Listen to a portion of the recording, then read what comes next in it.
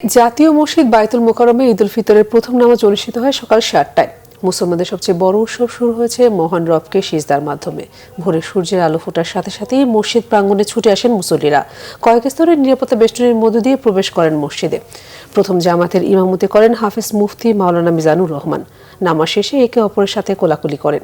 পরে দেশ ও জাতির সমৃদ্ধি কামনায় দোয়া করা হয় বিশ্ব মুসলিম উম্মার জন্য। বিশেষ করে ফিলিস্তিনে নির্যাতিত মুসলিমদের জন্য বিশেষ প্রার্থনা করেন মুসল্লিরা।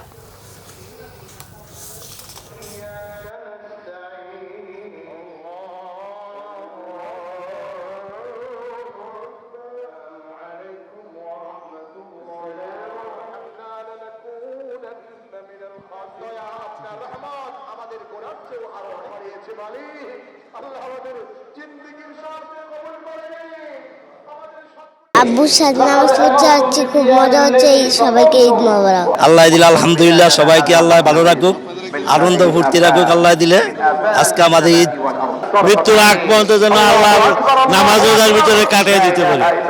ফিলিস্তিনে মুসলমানদের উপর যে হামলা হচ্ছে, অত্যাচার হচ্ছে, জুলুম হচ্ছে, আমরা তীব্র ভাষায় নিন্দা করি। ভাতিজাদেরকে নিয়ে আসছি ঈদের নামাজ পড়তে, দোয়া করি, প্যালেস্টাইনের লোকদের জন্য দোয়া করি। আল্লাহ পাক কোন রহমতের ভিতর দিয়ে এই যে রমজান মাস পার করছেন, বাকি জীবনটা যেন এইভাবেই জীবনটা কাটানোর তৌফিক দান করেন। আল্লাহর কাছে চাইছি যেন আমি পরীক্ষায় ভালো রেজাল্ট করতে পারি।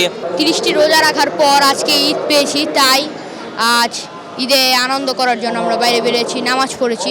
আমরা অবশ্যই মন খুলে প্রাণ খুলে দোয়া করছি যেন ফিলিস্তিনিদের আল্লাহ ভালো রাখে, হেফাজত করে।